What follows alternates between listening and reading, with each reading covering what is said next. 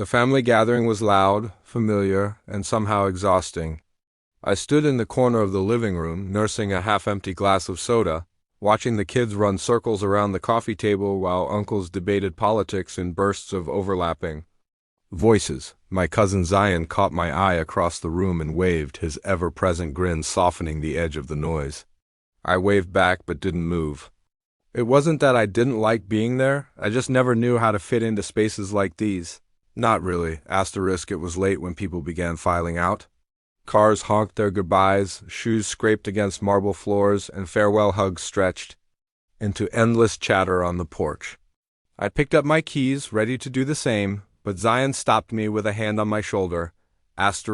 Stay with us today, he said, almost casually as if he hadn't just seen me check my watch 3 times. I hesitated. I've got work in the morning. It's Saturday, he replied with a smirk. And you look like you needed a break anyway. I opened my mouth to refuse again, but then Mikhail stepped out from the hallway. Adjusting the sleeves of his shirt, his hair slightly tousled. Zion's roommate. I'd met him briefly a few months ago, just enough to know his name and that he was the quiet type. Tonight, though, he looked different. Maybe it was the way his eyes paused on me for just a moment longer than necessary. Or maybe I just imagined it. There's biryani left, Mikhail said, his voice low, steady. And I make decent chai. That was the first time he spoke directly to me all evening. I nodded before I could think better of it. The house quieted after the last guests left. Zion disappeared into his room with a yawn and a promise to catch up in the morning.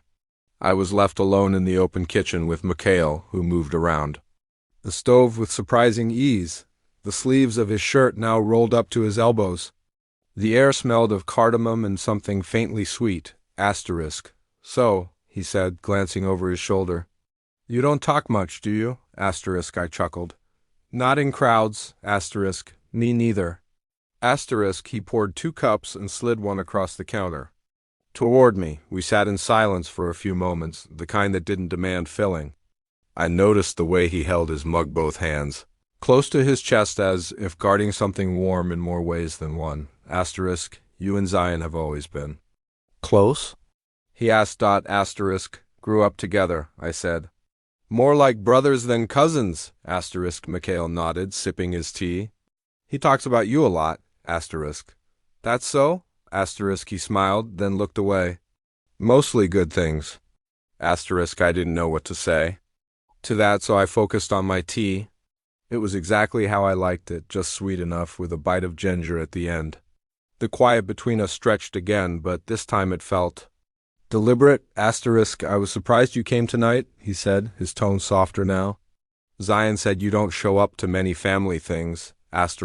Yeah, I've been distant, I guess.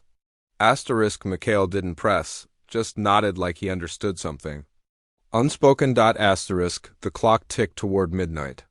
Outside, thunder rolled low in the distance. The rain that had been threatening all evening finally arrived, tapping against the windows in a rhythmic hush. Well, I said, finishing my cup. Guess I'm glad I stayed. Yeah? Mikhail's gaze met mine again. Unreadable. It's nice, peaceful. He stood and stretched, the hem of his shirt lifting slightly. We don't get many guests. Zion's always busy, and I mostly keep to myself. I followed him down the hall as he pointed out the guest room. He lingered for a moment at the doorway. If you need anything, he said. My room's the next door over. Thanks. I stepped inside. The room was simple, neat bed, soft lighting, a faint scent of laundry soap. I sat on the edge of the mattress, the events of the night still humming in my mind. Mikhail's voice, his laugh, the way his eyes lingered like they were looking for something just beneath the surface. Somewhere down the hall, a door clicked shut. I lay back watching shadows flicker across the ceiling as the storm picked up. I hadn't planned to stay. But now I wasn't entirely sure I wanted to leave. The night settled in like a secret, slow, and uncertain. The storm outside had grown louder, sheets of rain battering the windows while thunder rumbled in uneven pulses. I lay in the guest room, motionless beneath the quilt, eyes wide open, staring at the ceiling as if the answers to all the questions forming in my mind would reveal themselves in the cracks above. Asterisk. Sleep refused to come. Asterisk. I kept thinking about the way Mikhail had looked at me in the kitchen, not just polite or curious, but something more complex, familiar maybe, or searching. I wasn't sure. And that uncertainty was the very thing that kept me awake. Asterisk. The power went out around 1 a.m. A sudden click, then silence. The room darkened to a dense, colorless shadow. A beat later, I heard soft footsteps in the hallway, a quiet knock at the door. You awake? Mikhail's voice, gentle through the wood. Asterisk. Yeah, I answered. Sitting up. Asterisk. He opened the door, holding a flashlight that cast long, trembling beams along the walls. Lights are out. I didn't want you to freak. Asterisk. I smiled faintly. Appreciate that. Asterisk. He hesitated, then stepped inside. Can't sleep either? I shook my head. Come on, he said, motioning toward the hallway. I've got candles and a blanket. Might as well wait it out in the living room. Asterisk. I followed him, bare feet against the cold tiles. The living room looked different without light. The edges of furniture disappeared into shadows. Mikhail set a few thick candles on the coffee table, their flames flickering softly, throwing amber halos onto the walls. He wrapped a blanket around his shoulders, then extended it toward me. I hesitated, but he raised an eyebrow, and I gave in, settling beside him under its shared warmth. Asterisk. The silence between us was deep, yet not empty. Outside, the rain pressed against the glass with persistence, like it was trying to remind us it was still there. Used to be afraid of storms, he said after a while. Used to? I asked. Asterisk. He smiled, eyes on the candlelight. Learn to sit through them. Asterisk. I turned to look at him. How? Asterisk. Didn't have much choice. When you're alone during things like that, fear either eats you alive or teaches you how to breathe. Slower. Asterisk. His words carried weight. I wanted to ask what had happened, what storm had taught him that lesson. But something told me not to push. Asterisk. I get that, I said instead. There's a certain kind of silence that only feels heavy when you're the only one in it. Asterisk. He looked at me, then really looked. His expression was unreadable, but something in his gaze softened, like he recognized that part of me. Asterisk. We talked, slowly at first, then more easily. About little things, music, films, the way both of us preferred quiet cafes over parties. He laughed once, low and warm, when I confessed I still read old poetry books before bed. He didn't tease, he just nodded and said, that makes sense. Asterisk. The blanket slipped from his shoulder as he shifted, and his arm brushed mine. I didn't move. Asterisk. There was a moment neither loud nor dramatic, just a pause. Like the whole room inhaled. I'm not usually like this, Mikhail said suddenly. Like what? Asterisk. This open, with someone I barely know. Asterisk. You think we barely know each other? I asked. Asterisk. He considered the question for a long beat. I think sometimes people recognize pieces of themselves in someone else, and it's scary, but also magnetic. Asterisk. The candle between us flickered, casting shadows across his face. My heart was thudding now, not out of fear but anticipation. His fingers were close, so close that one shift could let them touch. Asterisk. I didn't move. Neither did he. Asterisk. Then, softly, he said, this can't happen. Asterisk. The words landed like a cold breeze. He turned away slightly, as if embarrassed by the heat. He'd allowed to build. Asterisk. I pulled my hand back and nodded, though my chest tightened. Yeah, I know. Asterisk. Silence returned, heavier now, but not angry. Just unresolved. Asterisk. Mikhail stood, gently folding the edge of the blanket. You should get some rest. Asterisk. I followed him back to the hallway, the candlelight growing dimmer behind us. He paused outside my door as if searching for something to say. In the end, he simply whispered, good night. Asterisk. I stepped inside and closed the door, leaning against it for a moment. The quiet felt colder now. My thoughts churned, rewinding the night on loop. He had said it couldn't happen, but not that he hadn't wanted it to. The storm had passed by morning, leaving behind a glassy quiet that made the house feel unusually still.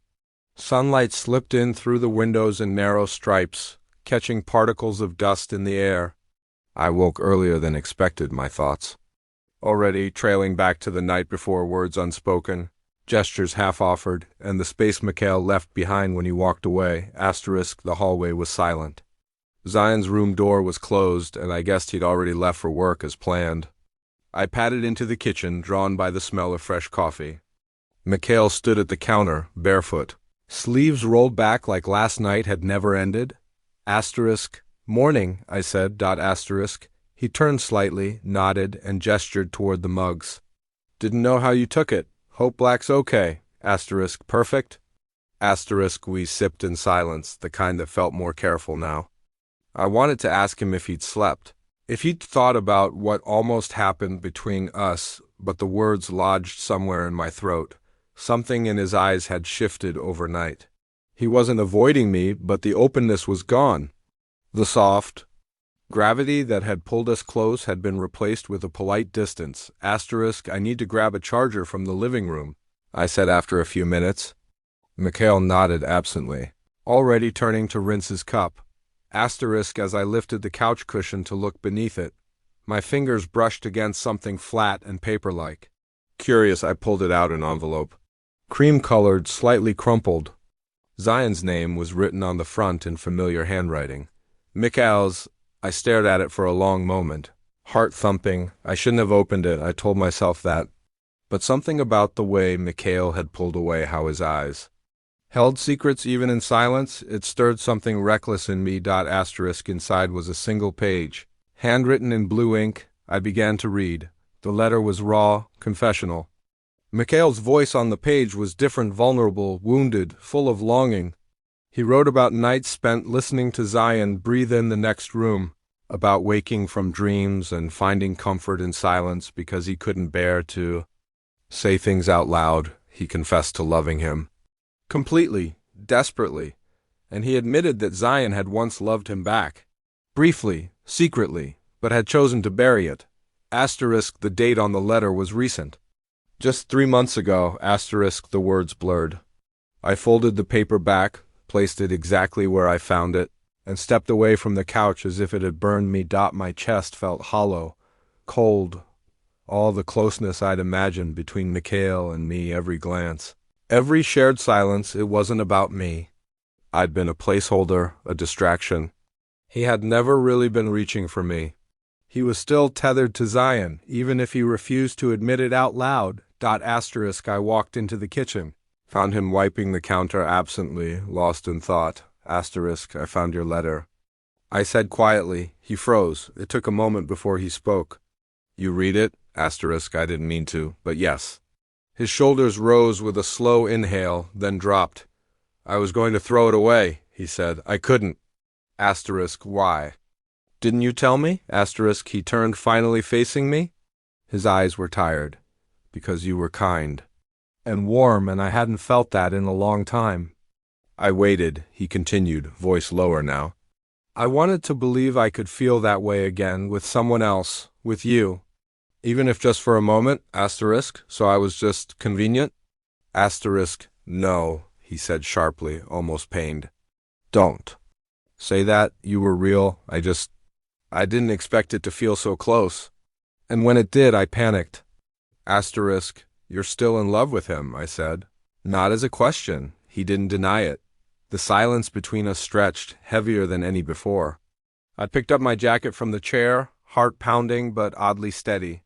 There was no shouting, no dramatic exit. Just understanding, too much, too late. He followed me to the door but didn't try to stop me. I'm sorry, he said, and I believed him. I know, I replied. But some things can't be fixed with apologies. Outside, the rain had stopped, but the world still looked wet. Gray clouds lingered in the distance. I stepped into the chill, my breath curling into the air, and walked away without looking. Back, days passed, then weeks, and I didn't hear from Mikhail. Not a call, not a message, not even a forwarded meme or a late-night apology typed out and unsent. Silence, complete and deliberate. At first I resented it. Then I understood it for what it was. Distance with purpose. I never told Zion what happened. Not about the letter. Not about Mikal. Not about the moment in the candlelight when something unspoken passed between us like static. It wasn't out of fear or shame. It was something else, something closer to mercy. Some truths I realized only existed to hurt when spoken aloud. I busied myself with routine. Work, errands, meals eaten over the sink. I tried to dull the sharpness of that weekend by pretending it hadn't mattered. But grief isn't always loud. Sometimes it's quiet, stubborn, a stone in your shoe. You keep walking on because stopping would make the pain too real. One night, while sorting through unread notifications, I saw his name light up my screen. A message, I'm sorry, you didn't deserve any of it. Just one line, no excuses, no follow-up, not even a promise to do better. And somehow that made it more honest. I read it twice, then turned off my phone. There was nothing left to say, not out of anger, but because I finally understood that not all connections are meant to be mended. Some simply teach us who we are in the quiet after they've unraveled. I found myself thinking about him more than I wanted to. Not just the pain he left behind, but the parts of him that lingered, his careful way of listening, the warmth of his laugh when he let himself forget whatever burden he carried. I'd be lying if I said I didn't miss that. I did, but missing someone isn't the same as needing them. Love, I learned, can arrive dressed as healing and still carry hurt beneath its coat. And sometimes the person you want most isn't the one meant to stay. There's a bookstore near my apartment that I hadn't visited in months. One gray afternoon, I wandered in and let my fingers skim over the spines of old poetry anthologies. I bought one without reading a single page. That night I opened it and found a line underlined in someone else's hand, Some nights I still think of you, but I no longer hope you think of me, It stopped me. Not because it hurt, but because it didn't anymore, I sat by the window, a cup of tea warming my palms, watching the rain return like a memory outside. It fell against the glass gently, tapping in a rhythm I almost recognized. For a moment, I let myself drift back to that stormy night, to the glow of candlelight, to a voice saying, this can't happen. And maybe it never could, but it had. And that meant something. I don't regret staying the night. I don't regret the closeness or the hurt or even the silence that followed. Some experiences don't come with clear resolutions. Some just change you quietly, permanently, like the way rain reshapes the edges of stone over time. Now, when people ask me about love, I don't tell them stories of perfect beginnings or neat endings. I tell them about moments. The way a touch can linger longer than memory, the way a glance can say more than confession, the way a night, unplanned and rain-soaked, can leave you remembering and healing in the same breath. I never stayed again. Not at Zion's, not in rooms where I wasn't fully seen. But I carry that night with me not as a wound, but as a lesson. Love isn't always about who stays. Sometimes it's about what you discover when they don't.